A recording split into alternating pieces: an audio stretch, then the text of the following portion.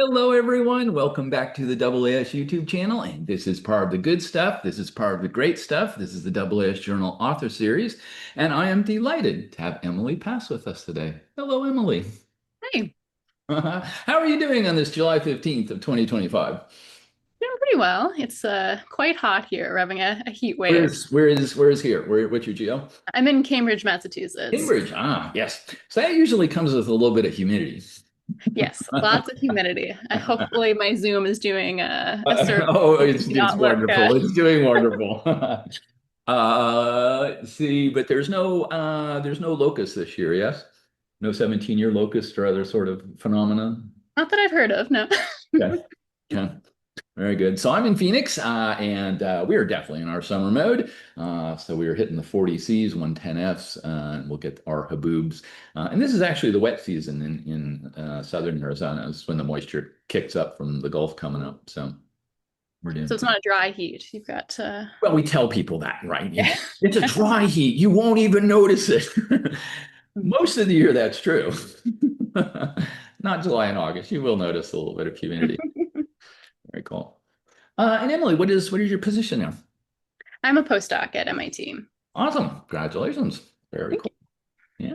And Emily, what do you like to do for research? I work on the planets of M dwarfs and thinking about how the stellar context affects the planets that orbit them and all that good stuff. That's good stuff. That's very good stuff. And that is going to bring us to this very awesome APJ letter. It is open access. It's the open access era. People can go grab a copy for free. Go get one. The receding cosmic shoreline of mid to late M dwarfs. Measurements of active lifetimes worsen challenges for atmosphere retention by rocky exoplanets. And Emily, take us away. Sure. So this is a work that's looking into mid to late M dwarfs. So it's the small side of the M dwarf regime, which is the majority of M dwarfs. And so this is something I worked a lot during my PhD thesis, which was advised by the second author here, Dave Charbonneau. Uh-huh. And now I'm at MIT collaborating with Andrew Vanderberg, who's my other collaborator on this project. So a lot of my thesis work was spent thinking about mid to late M dwarfs and how they're different than sun-like stars and early M dwarfs, especially with their rotational and activity evolution. And Right. so then this paper is trying to kind of take those ideas and turn them into something quantitative that we can apply to exoplanets. And specifically within this framework of the cosmic shoreline. So if you look at the very first line of the paper, that's that Zanley and Catling paper Mm. that first came up with this cosmic shoreline idea, Okay. which is a kind of a popular idea now within the exoplanet community. And it's a Wait, very simplified approach, but it's basically a way of thinking about atmospheric escape and what planets can retain atmospheres and which ones are going to be just bare rocks. okay. So their insight in that original paper was they took everything in the solar system. Okay. Oh, yeah, they took everything in the solar system, planets, asteroids, moons, all that, Oh, and they put them on this plot of the total IXUV, so the X-ray and UV fluence that a planet has received over its lifetime, and okay. then plotted that against the escape velocity of the planet or small body. So Okay. it's just a combination of the mass and the radius. Mm-hmm. When they put all the solar system in this perspective, what they showed is that if you draw like a diagonal line on that plot, you can create a like a nice dividing line where everything that's Yeah. above the line is a bare rock. It doesn't have an atmosphere, and then the stuff below the line does have atmospheres, like the Earth. Okay. Um, I and see. so it's just that line is what they call the cosmic shoreline. This idea that um, understanding hydrodynamic escape is based on this historic amount of X-ray and UV fluence and the escape velocity, so how tightly that the body can hold on to an atmosphere. So it's a very simple picture, but one that worked quite well in the solar system. Cool. I'm with you. Uh, I think we have an example of that kind of figure coming up here in a bit. we do. We'll have a plot, so you don't have to imagine with the theater of the mind. You'll see it, people. Hang on there. Hang in there. Okay. I'm with you. Yeah. Yeah, so that's the cosmic shoreline. I did not invent it. It's a well appreciated idea. But what we're doing in this paper is thinking about how the cosmic shoreline applies to these mid to late M dwarfs and trying to refine our understanding in this specific stellar context to think about which types of planets are going to be able to retain atmospheres. Mhm. And it's a really important question at this moment in time, because right now with the James Webb Space Telescope, this is a question that JWST is trying to answer, or the team is, of people, the community working with JWST is trying to answer. Mhm. One of the reasons we love mid to late M dwarfs is because they're the kind of the first star around which we're able to do all sorts of new techniques, because it's Cool. easier to detect and characterize planets there due to the small sizes. So hoping to detect a atmosphere of a terrestrial planet. In the past, that's not been possible, but with JWST's technology, it's now within reach if these planets have atmospheres, and that's the question of whether or not they do or don't. So there's this, it's called the Rocky Worlds DDT. It's a program with JWST to test this question, to measure the cosmic shoreline of planets of M dwarfs, rocky planets. Cool. And there's like a huge, time being devoted to this project, but obviously time is still limited. So which targets are ideal to choose, Yeah. where to devote this limited amount of time in order to best evaluate this question. It's kind of like the motivating, reason of why we want to understand, before we, do these observations, where would be best to focus those efforts. Yes. So there's been a community effort to prioritize targets. The first couple have been selected already. And so that was kind of where this paper came from, is taking the results that we've already done and putting it in a way that can help inform the community of making that target selection. Very cool. Very cool. Yeah, Yeah, we'll come back to that point when we get to the end. Okay. sounds good. Yeah, so that's the kind of the big picture, why we want to do it. So we can go down to the first figure, I think, and just give a little bit more context on what is different about these mid to late M dwarfs. So this is a plot of rotation period of the star as a function of its mass. And Yes, we're only looking at mid to late M dwarfs here. So they're fully convective, very small stars. I'm with you. And note that the y-axis is log scale. So it's a big difference from the bottom to the top of the plot. Indeed. Um, so these rotation periods are from the Mirth array. It's a ground-based telescope array. So these are all field nearby M dwarfs. The rotation periods were collected by Elizabeth Newton in those two papers that you can see in the bottom left. Yep. But we've updated the results a little bit for this plot, because now that we have Gaia, we can get better parallaxes. So we There you go. know the mass is a lot better once you know the distance. And Yes. also we can cut out binaries that are interloping in Yeah. and they can throw a wrench into your understanding. Absolutely. Yeah. So this is a nice clean sample. We know the distances really well. We know that they're not contaminated with binaries. But otherwise, it's just a field sample of nearby mid to late M dwarfs. And what you see is that it's bimodal, that there's all these like 1-day rotators. That's the blue mode. Mhm. And then at the top of the plot, there's all these 100-day rotators. So in the green there. Yeah, very rapid. There's Yeah. some of these Um, with black crosses and others gray. Is there a meaning they're to? all the same opacity. The ones that look darker is because there's 2 points that are very close to the same spot. Okay, gotcha. So Yeah, just yeah, yeah, yeah. Okay, yeah, additive colors. Yes, I'm with you. Okay. exactly. Yeah. So And there's a lot more of them. Okay.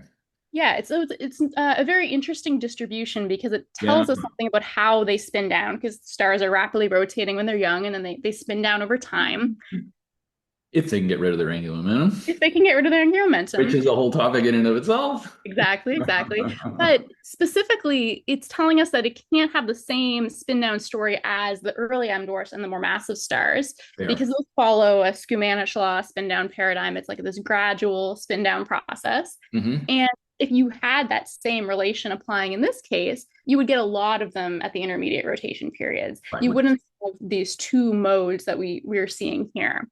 It's almost a desert. Exactly. So why is there this dearth in the middle? It implies, based on our understanding of our solar neighborhood, and that there's roughly a uniform star formation history over the last 8 billion years or so, And we don't think that there's any preferential detection of rotation periods here. It's easier to get the rapid rotators than the slow, but there's not missing rotation periods in the intermediate rotators. We would have been sensitive to the Mirth array would have also been sensitive to those intermediate periods. Okay, very good. So the fact that there's this gap here suggests that there must be an abrupt shedding of angular momentum at some point, so Correct. that stars transition pretty quickly through those intermediate rotation period states. Yes, it's like the Hertzsprung gap. Yeah, Very but good. then and that's not what the sun-like stars are doing. But then the key part in the context of this paper is that it's not just, of course, about rotation. It's also about activity, and the rotation and activity are really closely linked, both for these mid to late M dwarfs, but just for stars in general. Yes. And specifically, there's the saturated and the unsaturated regime of activity. So while the star is rapidly rotating, there tends to be a fixed activity level and all sorts of activity indicators like the Mhm. UV X-ray, but also flares, also Very magnetic fields, all sorts of different activity indicators. And then as the star spins down, there isn't a change. It's still at the saturated activity level until it gets to a sufficiently slowly rotating state that you begin to get a decrease. And that's the unsaturated regime. I'm with you. Very Because we have this abrupt jump, that means that there's not a lot of time spent at those intermediate rotation states and such good. at the intermediate activity levels. So basically, for however long the star is in the rapidly rotating mode, you're going to have that saturated activity level, and then there'll be an abrupt jump.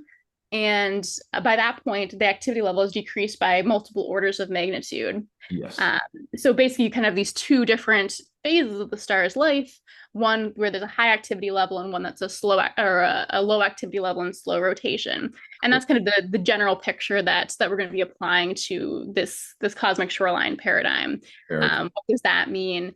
If we understand rotation and activity evolution of these mid to late M dwarfs in that way, how will that affect where they go on that cosmic shoreline plot? I'm with you. Cool. Excellent. Very good. All right. Yeah, so we can start, I guess, to go down a little bit more. Uh, Sure. so if we look at the first kind of set of equations, the like 1 to 4 here, Okay. we're just talking about, what did they do in the original Zanley and Catling paper? How did they get the IXUV measurements in that original work? Because that's what we're going to be comparing our results against. I'm with you. Okay. So equation 3 is their relation, and then equation 4 is the same thing, just applying as a function of distance, including that. So nothing too controversial going from 3 to 4. No, that one's pretty straightforward. Yeah, but 3, that's their main equation, and basically what they do is they look at time-dependent equations of the X-ray luminosity as a function of spectral type, and they integrate them over time, and then they approximate this as this equation where it's proportional to the bolometric luminosity to the power of 0.4. But specifically, those first two equations, which are the equations that they're integrating to get to that point, Yes. they come out of measurements of the Pleiades and the Hyades, which are young clusters. Yep. And so they look at stars of different spectral types, or specifically it comes from this Lammer et al. 2009 paper there on the left. But Yeah. they have measurements of activity from the Rosat satellite. Okay. And so they look at how for different spectral types, the activity level changes between the Pleiades and the Hyades, and they come up with these time-dependent equations. But those are only, 100, 600 million years old. Hyades is, 600, 800, depending on the source. Yeah.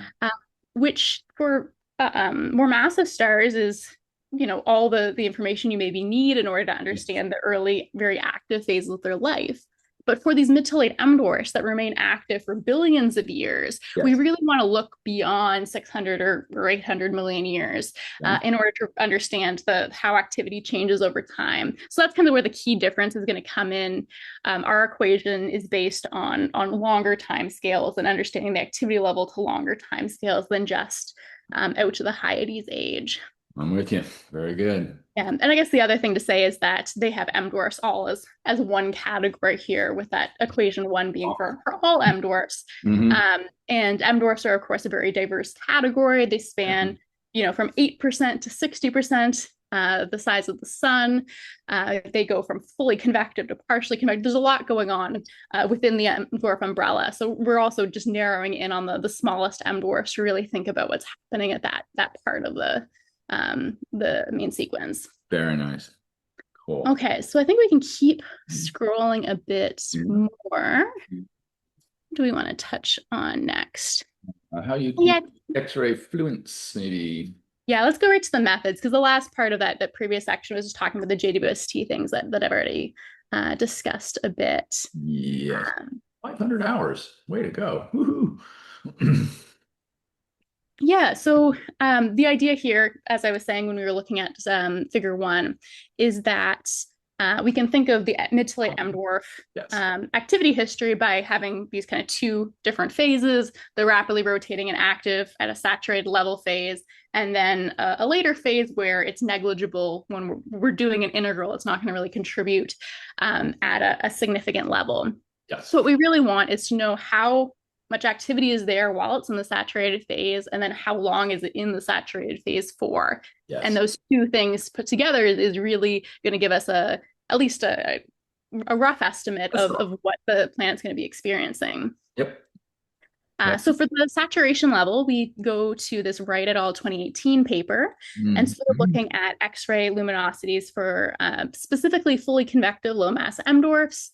Although they find a very similar relation as they found for early M dwarfs and for other stars. So it is this, saturated, unsaturated regime idea is very ubiquitous across different stellar types. But specifically the number there at the bottom is what we're going to be using here, that the negative 3.05 is what they're getting for the log of the saturation level of the X-ray luminosity normalized by the bolometric luminosity. RO here is a Rossby number, my guess? Yes, that's the Rossby number. So that's the other part of this like saturation, unsaturated regime. They don't actually do it in terms of rotation period. They do it in terms of Rossby number. So it's the rotation period modulated by the convective turnover time. And that part is required in order for the same relation to apply to all sorts of different spectral types of stars. Okay.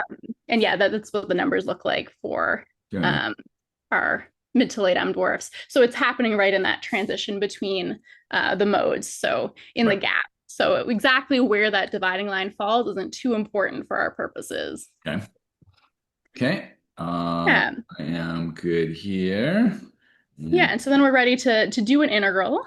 So just a very simple integral. We're integrating the X-ray luminosity divided by 4 pi a squared. This is the equation that's number 6 there. So we are, making some assumptions when we do this integral. We're assuming the bolometric luminosity doesn't depend on time. We'll come back to that later on. If we want to relax that assumption. We also are assuming that A, the semi-major axis of the planet, doesn't depend on time, so migration isn't happening here. I'm with you.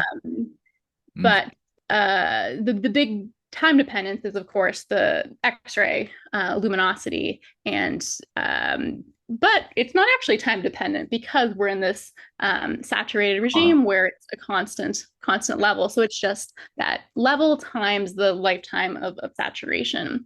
So that's how we get to our formula there. Okay. Yeah, and there is something else that's kind of swept under the rug that we highlight here. And it's something else that the original paper also did. This idea that what we actually have are the X-ray luminosities, but we want the XUV. So there is a constant of proportionality that's going to come into play. But since we're going to be taking ratios, we'll be dividing that out.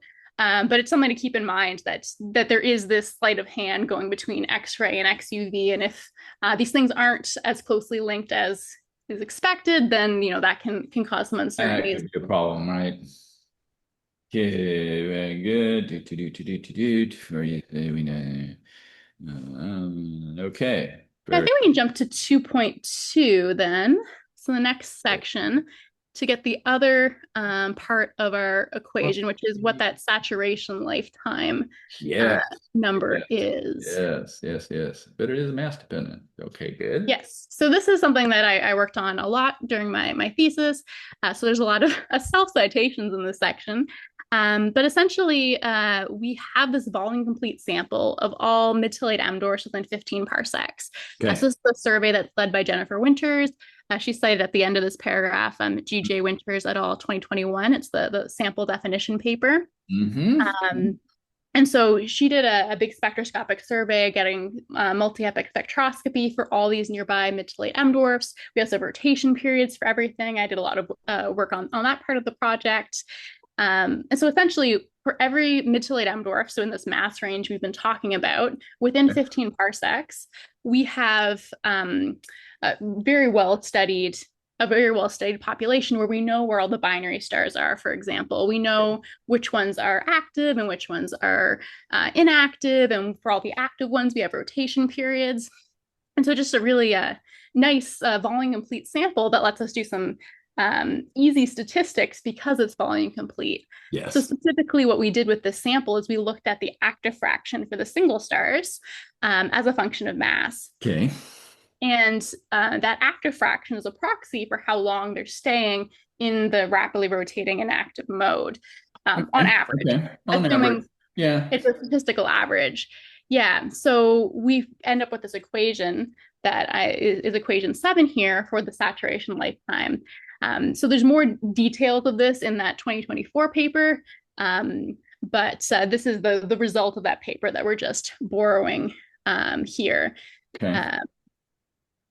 Yeah, and so it's a decent agreement with some other works that do a gyrochronological approach, although we're pretty hesitant about the idea of doing gyrochronology on these stars because of what I was saying in the beginning about how there's this abrupt transition. Right. So gyrochronology requires this converging to a single sequence so that at a given age, a star of a given mass or color has a certain rotation period. And that's not really true for mid to late M dwarfs because they have, this, if you look in Praesepe or the Hyades, stars at like 600 million years or 800 million years, Okay. there's a wide range of rapid rotation periods. They're not all at the same level.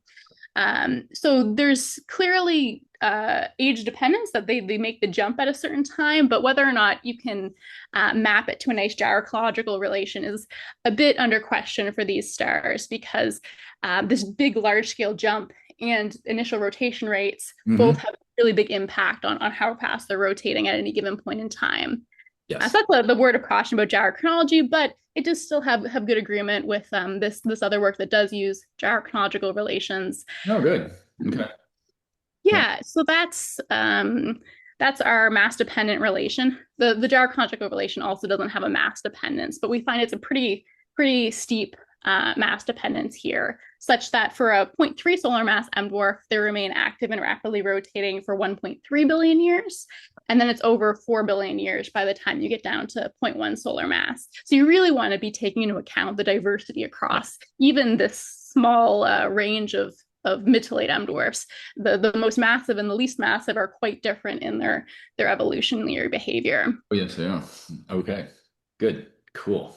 Yeah, so that's Now how we you're get the saturation lifetime piece. okay. We kind of have everything that we need to do the calculation. And then section 2.3 is the last part of the puzzle, which is, what are we going to apply this calculation to? So where are we getting this sample of planets that we want to be evaluating?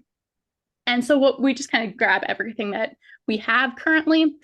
So we look at the exoplanet archive and we take all the mid to late M dwarfs. So here we're defining that as less than 0.35 solar masses. Yes. That's roughly where we expect the fully convective boundary to be and lines up with the mass regime we've been talking about so far. And we take all the confirmed transiting planets that are smaller than 1.8 Earth radii. So that's to try to get the ones that are on the terrestrial side of the radius gap, because we're thinking about rocky planets here. And we also only go out to 50 parsecs because we're thinking about follow-up opportunities. So we're not too interested in the really distant Kepler targets that would be more difficult to follow up. Right. So that means that there's 49 planets in the sample that we're investigating. Okay.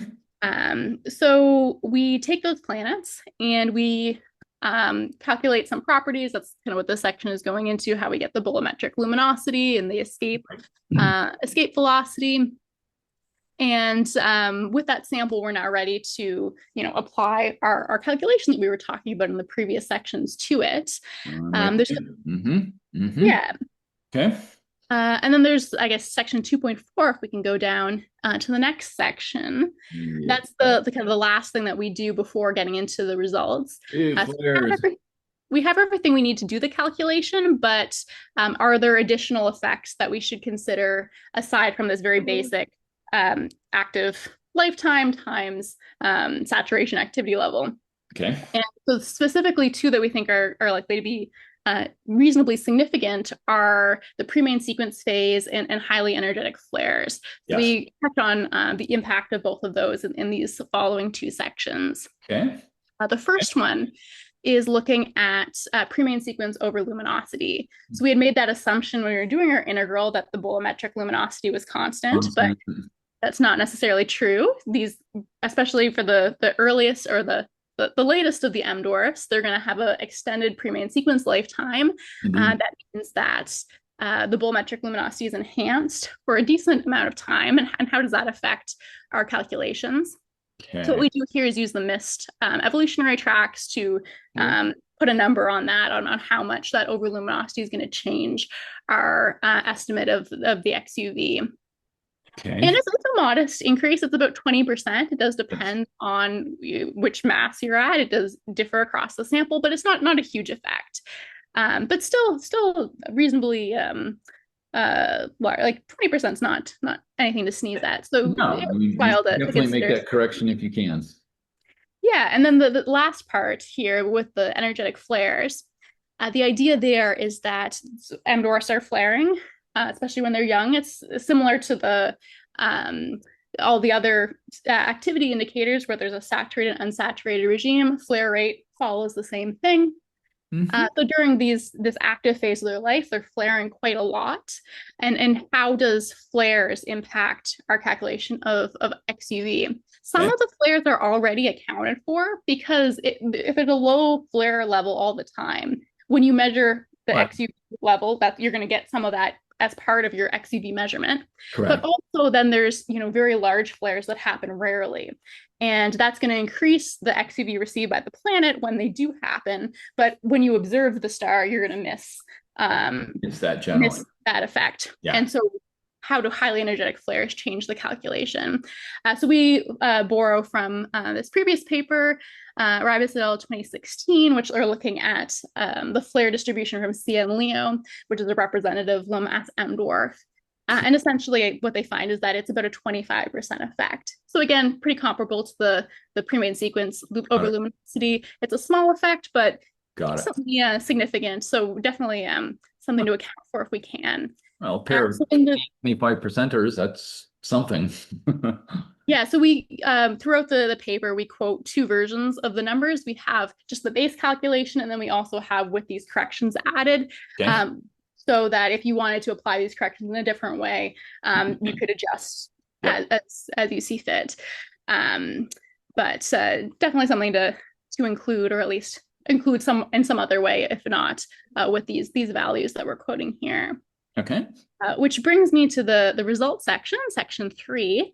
If you want to go to the plot, I guess. Ooh, there we go. Here's the plot. So this is the classic cosmic shoreline plot that I was trying to describe in the beginning. So on the y-axis, you have the XUV fluence over all of time, how much X-ray and ultraviolet was received by the planet. And then the escape velocity on the x-axis, which is a combination of the planet's radius and mass. Yes. And then that cosmic shoreline is that dividing line that we've been talking about, based on our own solar system, going right through Mars. So Mercury, Mars, Venus, Earth. Yes. Okay. Yeah, and if you go back to that original Zanley and Catling paper, they have all sorts of other things on there: the moon, asteroids, etc. But we just have the planets to guide your eye and not make things too busy. Because it is a busy plot already. It is. And also those solar system bodies drag things down to the bottom left. And we want to be able to focus on our exoplanets up in the top right here. Right. So the open circles, the white circles, are what you would calculate using that original Zanley and Catling relation that we showed, I think, in equation 3 or 4. Yes. And then the closed circles, the colored ones, are our measurement, including those corrections. But we also have the results tabulated just using the base calculation as well. Very And what you see is that in all the cases, it moves the planets quite a bit up into the regime where they're not likely to retain atmosphere, so more to the red side of the spot. because you're adding X-ray luminosity to it. Yep. Yeah. Mm-hmm. So it's a factor of about 3 on average, although it does depend on the mass of the M dwarf. So it's less of an effect for the more massive M dwarfs, as you can probably see from this plot. And the ones that do remain below the line tend to be those most massive ones with the highest escape velocities. Yes. So those are a place where if you are thinking in terms of this cosmic shoreline paradigm and you want to know what would be the best targets that are most likely to retain atmospheres, those would be the most likely candidates. Although there is some debate on with those planets if they're actually terrestrial rocky planets. So they're the largest of the ones that we looked at, closest to 1.8 Earth radii. And for some of them, there's been measurements in the literature, some saying that they're rocky, some saying that they're water worlds or enveloped terrestrials. And so it might not be that they are these terrestrial planets that people are hoping to study to begin with. So there's some, negatives of this part of parameter space as well, but from within the cosmic shoreline paradigm, they're the most exciting targets for atmospheric retention. They are also the fewest. There's not too many of them there. Many of them are up here. It is also a sensitivity thing that when you get to these having the lower XUV fluence, you're tending to be further away from your star. These are all transiting planets, so your geometry is working against you, so you're less likely to find transiting planets at these larger distances. It's much easier to find something on a short period orbit, which ends up with a huge XUV level just because it's so close to its star. So that's something that's working against you. And we don't necessarily know about all the planets, or they're not transiting, and so we can't follow them up with JWST. But there are still a decent number down there.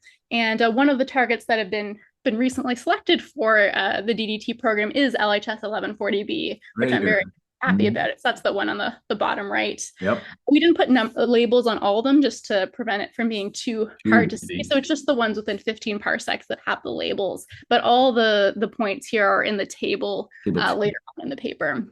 Yeah. Yeah, so LHS 1140b is an exciting target that I'm really looking forward to see what they find with the DDT program. We'll come back to that.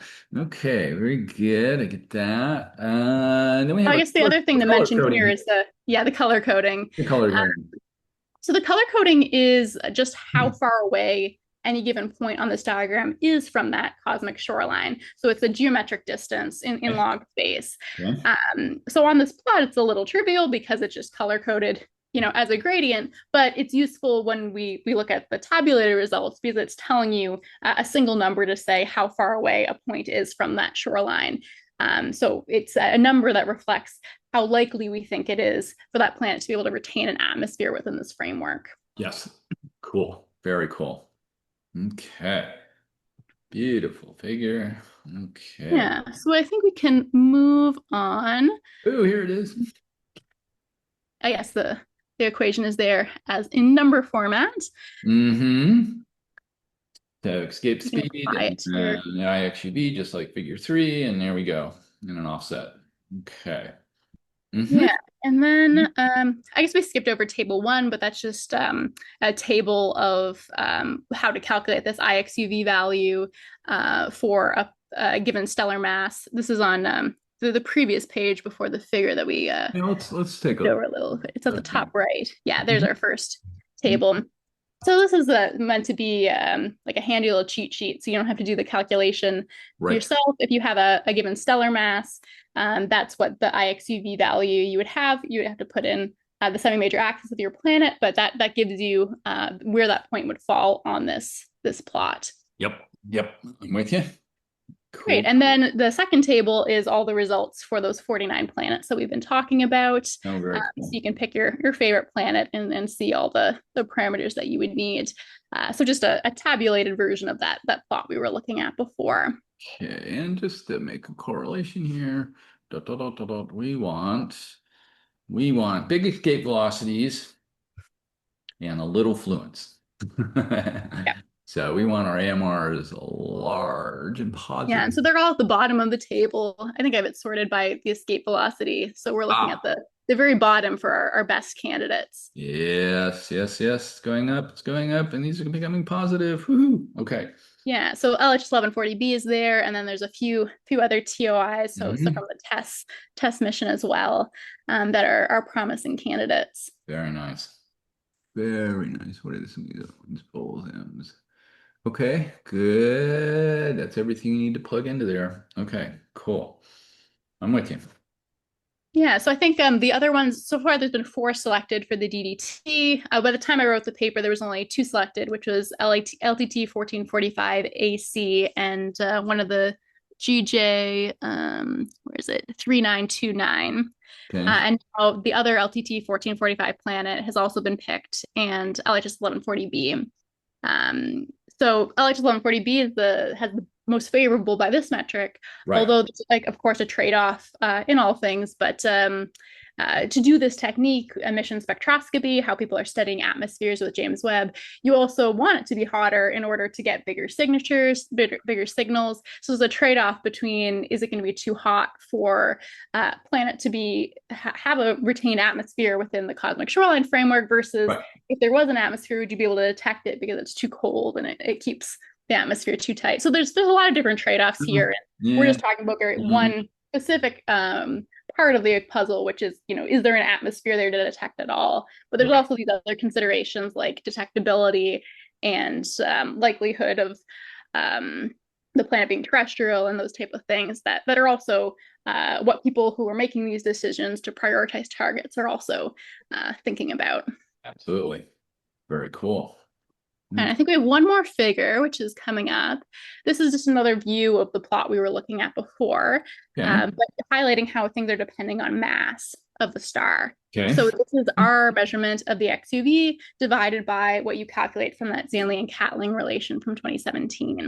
So you Cool. see where our base calculation has a peak value a bit over 2, so it's double Yeah. the XUV fluence compared to the canonical relation. Well, if Yep. you include those additional corrections, it goes above triple. Okay. But you also see it is very mass dependent. And by the time you get to the most massive stars that we looked at, which are, right around the fully convective boundary, the agreement is not too bad. It's quite similar to that original Yeah. calculation. And it makes sense because by the time you get to these higher mass M dwarfs, that assumption of 600 million years being all you need to understand the activity evolution isn't too terrible of an assumption. Right. Very good. So it agrees in the limiting case. Exactly. There you go. Um, yeah, so that's most of the results. There's one final section here on uncertainties. So we talk a bit about limitations of the framework. So as I mentioned, I think at the beginning, this cosmic shoreline idea is a very simple picture of escape. It's only depending on these two variables of the escape velocity and the IXUV, and it's Yes. empirical.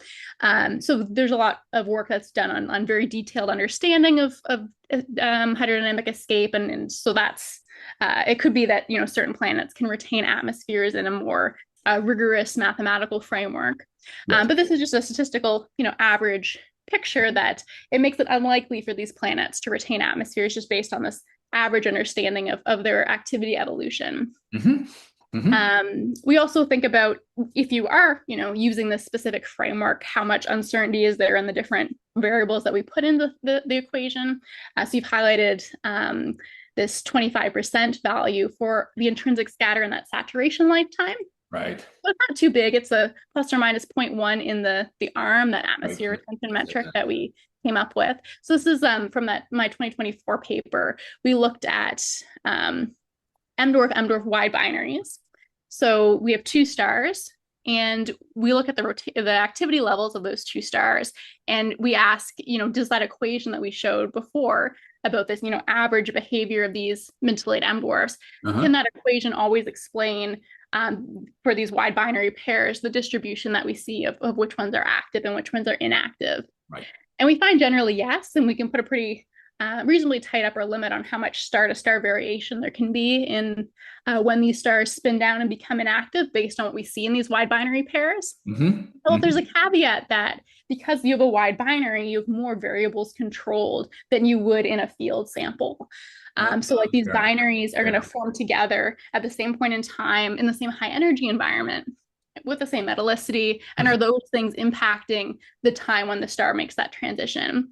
I feel Yes. like one thing you could think about as a potential reason that could be the case is the initial rotation rate of the stars coming out of the disk locking phase, because these stars are contracting under the main sequence and they're going to spin up very early in their life. Uh-huh.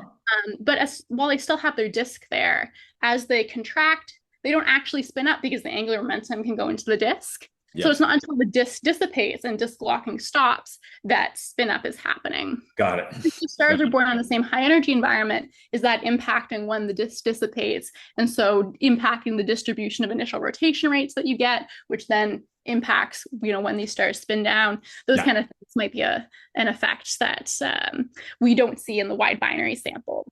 Very cool. And we do see in another data set that is looking at field stars that there might be some of these mid to late M dwarfs that do spin down earlier than we would predict from our general equation. And so Okay. those would be special cases where, they have this high energy birth environment that leads to different initial rotation rates and more favorable for Uh-huh. atmosphere retention. So we don't have a way of identifying which targets that we see today that are inactive might have had such an anomalous history, but it's something to think about that, we're talking about statistical averages. And for each individual system, there could be more diversity than that. Cool. Okay. And of course, we have some uncertainty around LX. Yes, so not just coming out of the values reported by the Wright et al. Paper. And so the RMS that they find leads to an error of plus or minus zero point 0.3 in the arm. Right. Um, so that could Okay. be, a significant effect, but probably not changing the overall picture Yeah. too much. Yeah. Overall, we got maybe plus minus zero point 0.4. So, okay. Okay. I'm with you. Very Yeah. cool. Nice. So that kind of brings us to the end. The kind of general picture is that, within this cosmic shoreline paradigm, it's very hard for mid to late M dwarf planets to retain their atmospheres. And the ones that are probably the best shot are the most massive, the largest ones that have the highest escape velocities, Yeah. modulo some uncertainty on what exactly that those planets are made out of. But of course, there are a lot of other complicating factors that mean that if a star, does have an unfavorable value for the arm, that doesn't mean that the planet can't have an atmosphere. It's just Yes. within this framework, it's less likely than one that has a more favorable retention metric. Very cool. Very cool. Beautiful work. Beautiful work. Emily, I want to thank you so much for walking us through your very awesome APJ letter. Thank you. Yeah. Let's see. And you touched on it a couple of times in a couple of places. So let me push on it a little bit and ask, where do you think we go from here given the published article? So you mentioned JWST, maybe some upcoming observatories, let's say HWO, Habitable World, for example. What would it take to go from 49 objects to 490? So can we Yeah. So I think what's the most exciting thing is getting knowing for sure which planets within the sample have atmospheres and which ones don't. I kind Mhm. of glossed over it, but there was one part I go through which of the ones that already have measurements from JWST, and they tend to be the ones that we were pretty confident wouldn't have atmospheres, and they didn't have atmospheres. Okay, good. But getting data points with for example, the DDT program that was mentioned. Mhm. Um, Knowing which of these planets have atmospheres and which ones don't, having those empirical constraints will, I think, motivate the theory quite a bit. And if it turns out that none of these planets have atmospheres, then that supports this framework and the Zanley-Catling framework, this idea of the cosmic shoreline being the dominant effect. But if it turns out that a lot of these planets have atmospheres, then the more detailed atmospheric modeling is going to become really important in understanding what are the specific physical scenarios that result in those populations. Okay. I think having those atmosphere measurements is what's really exciting on the horizon. I don't Absolutely. think necessarily having more planets is going to be the big change just because Okay.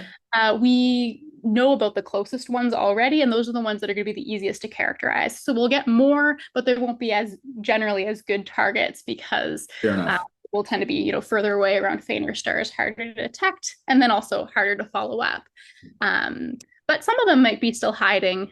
Like the Transit Exoplanet Survey satellite TESS just recently Yeah. visited a portion of the sky that previously had been affected by scattered light from the moon. So there's some new data coming out of that had never been studied before. So maybe there's some really exciting targets hiding in those Yeah. parts of parameter space. But generally, we've already discovered the best ones that we're going to discover, just because we've looked at all the nearest I understand stars. the title a little bit more better of this thing. It's the Yeah. receding shoreline, right? Because there weren't, I was expecting, maybe most of them would have it, but it turned out to be quite the opposite.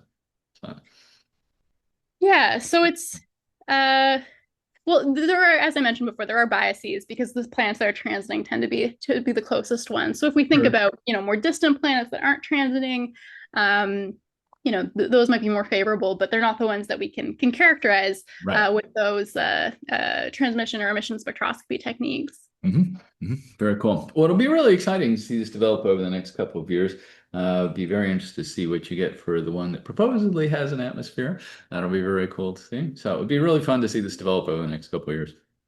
Fair enough. Yeah, I think the it's a really exciting question in the community, and a lot of great people are doing a lot of great work on it. So. Including you. And that will do. So thank you so much, Emily. Very good. And that will Thank do, you. everyone. And I hope this made your Planet Retention Astronomy Day just a little bit better. And we will see you on the next one. Bye bye.